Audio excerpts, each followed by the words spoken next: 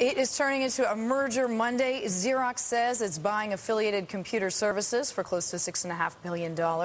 Abbott Laboratories is buying Belgium's Solvay's pharmaceutical unit for $7.1 billion. Our next guest says the uptick in M&A should not be such a surprise. Jones Day's Robert Profusek joins us now. The firm is #1 by number of deals since the year 2000. Bob, we're so glad to have you with us in the studio.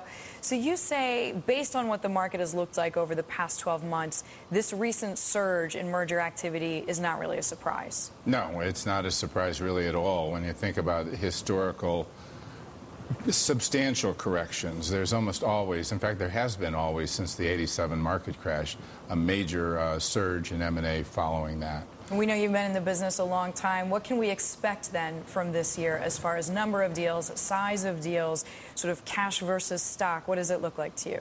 Well, I think we're still in a conservative environment. I don't think we're going, compared to this '87 crash, for example, when there were takeovers every other day and raiders and junk bonds and all that stuff. I don't think you're going to see anything like that. The deals that have been announced recently, the Kraft proposed deal, the ACS deal this morning, they're a combination of cash and stock, more conservatively financed. That, I think, is a result of two things. One is management. Managements just don't want to leverage up after what we've all been through. And secondly, the banks are, while they're coming back into the M&A market, they're still doing so pretty cautiously, and only for companies that have very large balance sheets. So large balance sheets, good, solid stock valuation. These are the kinds of companies that can participate. Companies that have to go out and leverage themselves to the hilt, probably not going to happen. That's not going to happen. So you just mentioned the potential Kraft, Cadbury, Xerox, ACS. Is there any kind of theme that you see developing this year? In other words, those are disparate views. You have Kraft, which is consumer products, Xerox, tech or tech services, however you prefer to look at it. Do you see one screaming sector that's just saying, I'm going to combine? Well, one of the ironies is that, everybody's talking about the consumer being extremely cautious, even more than the banks, deleveraging.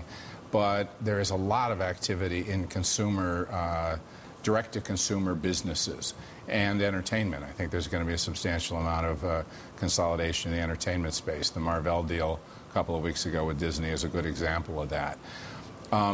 What you're not likely to see as much is businesses that are still in under pressure. Certainly there'll be distress M&A and the like, but things in the auto space, that sort of stuff, I don't think so.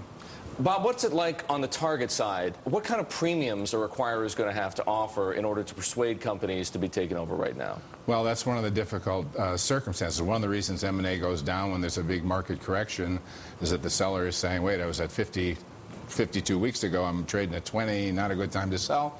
Not unlikely if you're not wanting to sell your apartment right now, if that's what you have to do. So but should we expect bigger premiums? Big premiums. Maybe the hallmark of that was there was a deal in January that J&J did with a 91% premium to market. Yeah. All right, a sign of the times.